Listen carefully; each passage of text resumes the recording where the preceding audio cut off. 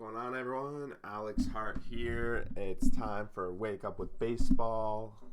We're going to go over the April 17th games, and there's a crap load of games, 16 of them, so it's pretty insane. So bear with me. We're going to just rapid fire through them, but there was a lot of fun baseball games yesterday, a couple double headers and stuff like that.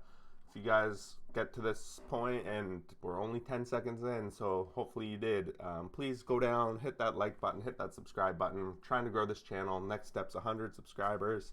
And yeah, we're just here to run through this baseball season, and it's going to be one great season. So looking forward to it. And let's jump right into it. We got the Nationals 6, the Diamondbacks 2. Nationals bouncing back, using the Diamondbacks as their springboard really the past couple games.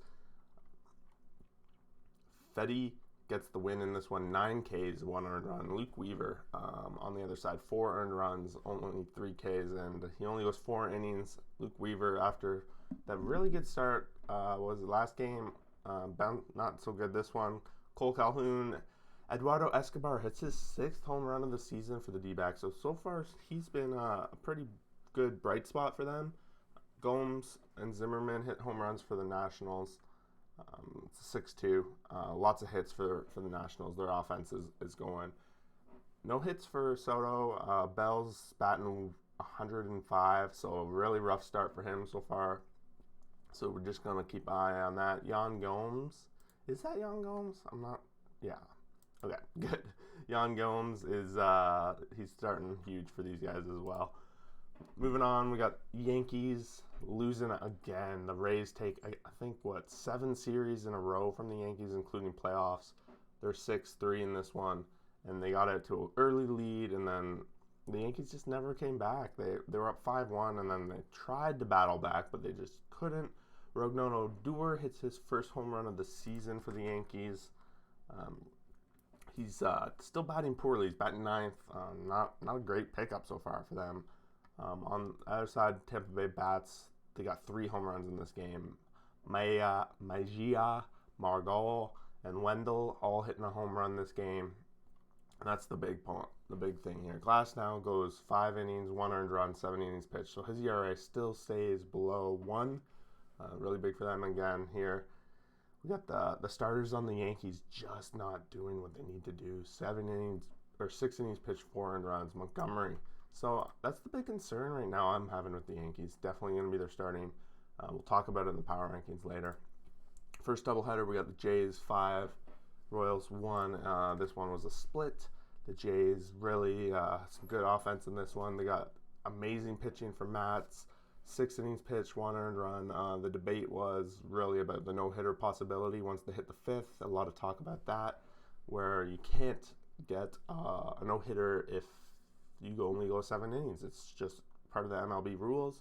Mike Minor on the other side, 4 earned runs over 5.2. The Jays just kind of got to him. Davis got his first home run of the season, and Guerrero Jr. hits his 4th home run of the season, and he continues to mash the ball, as you can see here. 2 hits in this one. His average is .429 and an OPS of 1.268. It's one of the best in the league, if I'm not mistaken, just from doing these. But that's in this first game. And then in the second game, or another 7-inning match here. It was a close one, back and forth. 1-0 Jays, and 2-1 Royals, and 2-2. And then it comes down to the end, and Salvador Perez walks this one off with a home run. His 4th of the season, and he's been mashing himself. So he's been a big highlight reel, at least this week. For the Jays, they sent out Tommy Milone. He went 2 innings. He used 2 of those earned runs, and then they used a lot of their bullpen. Irving Santana, I was surprised. I didn't even know this guy was still in the league. Went 3 innings in this one, so 1 earned run for him. So I'm not sure his role for Kansas City, but I know in these doubleheaders, a lot of teams use kind of bullpen kind of games. So maybe he's part of their bullpen. I was shocked to even know he was still in the league, to be honest. Chicago Cubs, 13, Braves 4. So I guess the Cubs finally found something that got their offense going. I don't know what it was, but they smashed this game. 14 hits, 13 runs all around. Everyone kind of woke up a little bit. Trying to see here, Rizzo 3 hits, Bryant 3 hits. Everyone seems to get a little bit of action, so no one's still goose egging it on that one. On the other side, the Braves are their starting pitching is just in trouble, to be honest. Like, this guy went 4 innings, 6 earned runs, and then over to the bullpen. Just, I don't know what the Braves are going to do. If they can't get their pitching under control, this offense could go to waste. Trevor Williams, he got 1 earned run over 5, so a good start for him. His first really good start of the season, 2-1 on the year, though. So, a lot of home runs here. Contreras, 2 home runs off Yanoa. Baez hit a home run off Yanoa. Bryant hit 2 home runs in this game. He's up to 5. And Boat hit a home run. So what's that? 6 home runs here. So that's pretty dangerous. But that just goes to show they woke up. Maybe that's the problem with the Cubs. They're just trying to hit the long ball too much. And otherwise, if they don't, they're getting out. This one, Cardinals 9, Phillies 4. Cardinals, again, they went on a home run tear themselves. Phillies got out to an early lead, but Matt Moore just not making it easy to cheer for him. He's 2.2 innings, 5 earned runs, 9.82. The Phillies, I had them ranked higher in the power rankings last week, and I really put a big asterisk that their pitching needs to continue to, if they're going to continue to be the top. And right now, I think this whole week, their pitching's been getting killed. I don't know if that's going to be possible. Bryant missed this game, lower back, tightness, sore, whatever. It's very possible that he's going to play today, so not too worried about that. For the Cardinals, I said Molina, 2 home runs. He's now up to 4. DeJong hit a home run, and Arenado hit his 4th home run of the season as well. So he continues to probably be Cardinal. Well, next to Molina. Molina is probably the best bat of the season so far, but Arenado otherwise is the second best. So big ad for them is working out really good. On the Phillies, Hoskins, 3 hits, 3 runs. He's the biggest part of the offense. That one. Moving on, Boston continues to be tearing it up. 10-1 in their last 11. Pretty crazy. Now they've won 2 in a row against the White Sox too. 7-4, they win this one. And you can't stop. This offense just continues to roll. Kike Hernandez leads this lineup off yesterday with 4 hits. Bogarts also had 4 hits. Miguel Gonzalez hits his first home run of the season, so that's pretty good for him. And then on the other side, the Chicago White Sox didn't get any home runs. Ottavino comes in and gets the win with 1 inning, strikes out the entire side. Pivetta only went 3.2 for Boston, so that wasn't the start they're looking for from him. They need him to be better. Went 83 pitches, and he didn't even get 4 innings. Dylan Cease, 4.2, 2 earned runs, a couple walks in there. He went 85. So both these guys went well into the 80s in pitches and didn't get to the 5th or 4th in that matter. But, Boston wins this one, and they continue to roll, and I have no other choice but to listen to some of you guys who say Boston should be higher on power rankings, I think, right? Athletics 7, Tigers 0. They're above it. They're above 500. This is crazy. Athletics have probably been one of the hottest teams in the past week. A little bit going under the radar, I'm sure, for a lot of you. Myself not included, because I've been watching them every day with this Wake Up in Baseball, so make sure you're tuning in. We're not going anything crazy, but we're just looking at the box score real quick. Olsen, nice little game there for him. He had a home run. Argus Garcia hit his first home run, and Canha hit his 3rd home run of the season. All of these coming off Miz. So Casey Miz, after that amazing start last time, got brought back down to earth. This is the MLB kid. 5 earned runs over 5. And on the other side, A's, this Irvin guy who went 6 innings pitched, no earned runs. He's 1-2 now on the season. 27-year-old Cole Irvin. I haven't watched him before, so might have to keep an eye out for him. If you know anything about him, let me know.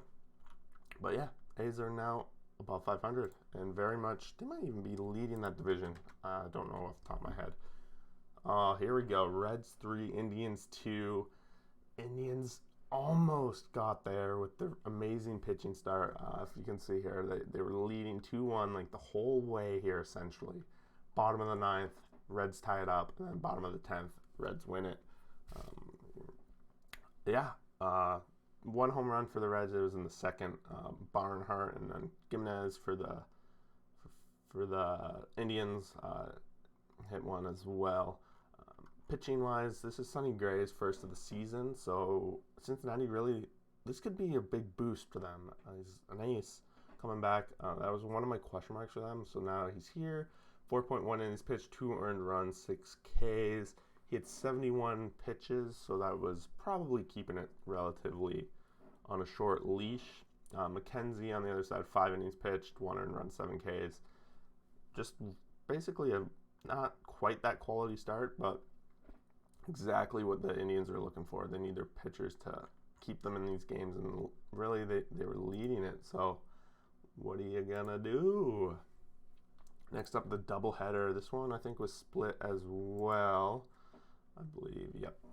First one was DeGrom here, and the story behind this game, we'll just go down to DeGrom. He went 6 innings pitched, 14 Ks, no earned runs. So that .45 ERA, I believe, is the best in the majors. I don't remember seeing anything better whenever I'm doing this. It's a 7-inning game, so Diaz comes in for the save in that first, or that 1-inning pitch. But like I said, the highlight of this game was the DeGrom strikeout streak. He tied the strikeout streak. Was it? Oh my God, I got the number wrong. It was 9 and the record's 10, or 10 and the record's 11. One or the other. If you're really interested, go look up an article on that. On the other side, Gonzalez went 5 innings pitched, 1 earned run. So again, Grom doesn't really get the run support. And honestly, he almost was losing this one. He was down 3-1 after 5. Then even after 6, he's down 3-2. But their team actually came through for once and gave him run support in the top of the 7th. So he can actually get a win. And this other one, Marquez against Lucchesi, 7-2 Rockies. Home runs for Fentis. That's the only home run of the thing. Marquez goes the whole 7 innings for the Rockies. He's their ace, so he's really putting the team on his back there. Lucchesi on the other side, 300 runs over 3. And then they bring in a couple other guys, and Barnes gets smacked around in extras. Or in relief, not extras. But not too much time on that. Marlins 7, Giants 6, and this is an extra innings game, and another one of those extras where the home team came home in the 9th. The Marlins come home in the 9th after giving up a 5 spot in the 7th, and then they even come back in the 10th, down by 1. They put up 2, so it's pretty awesome. Brennan Belt and Slater hit home runs for the Giants. No home runs for the Marlins, so we might be getting back to that, but they're finding different ways to score. Corey Dickerson, 4 hits, a bunch of multi-hit games for their team. Jazz Chisholm continues to play pretty solid, 2 hits, 2 runs, and 2 walks. So he's on base 4 times in this game. Dickerson stolen base, Marte stolen base. So they're just generating their runs, which is pretty fun to watch if you're in there. Aaron Sanchez, 100 run over 4.2, so very good start. He's been pretty solid, and that continues to be the story for the Giants, is that their pitching is very good. Their bats need to come alive. They were alive in this game, but Miami's, this is a bullpen fall apart kind of situation. McGee with the blown save in the 9th. Alcantara goes 6.1, 7 Ks, 4 earned runs. Not the start you need, but they came back, and they got to be pumped about that, right? Pump it up. Next up, we have Baltimore 6, Rangers 1. This one, wow, Baltimore was down for most of the game, and then they just piled it on. This is another, I think I've talked about this with the Rangers. Their bullpen just tends to get destroyed, and this is just another case. Franco hits his 2nd home run of the season. It's meaningless. It's in the 9th. Otherwise, no other home runs. But Franco had a pretty good game, 3 hits overall, and he's starting to get his average up. Mountcastle, he's still got somewhat of a lower average, but Mullins continues to lead this team. Baltimore, I think, wins this. Is going to win the series unless they have a 4th game, which they very well could. Kremer, 4.2, 1 earned run, 6 Ks. Dunning, no earned runs, and doesn't get the loss. Oh, and he's cutting it close. I was just saying, I thought DeGrom was the leader, but 0.6 has got to be pretty close to 2nd. For earned runs here. Coming on, Brewers 7, Pirates 1. They're bouncing back after yesterday, that tough breaking defeat. Just going to go to their pitchers right away. They're trying to get that streak going again where their starters go long. 7 innings pitched here, no earned runs. Trevor Cahill gets lit up. 4 innings pitched, 6 earned runs, and he's just not getting her done. No home runs in this game. So all that 5-run first inning and 2-run second inning all just generated. So I guess the Brewers kind of learned their lesson from the night before where they left people on base and they actually knocked them home. So here we go again, Dodgers Padres, 2-0 Dodgers. So Dodgers win yet again. This one is a pitcher's duel, and that first run in the 5th was when the bases were loaded. Kershaw was up to bat, and Darvish walked him. So that brought in the first run, and 10 looks to be the game-winning run.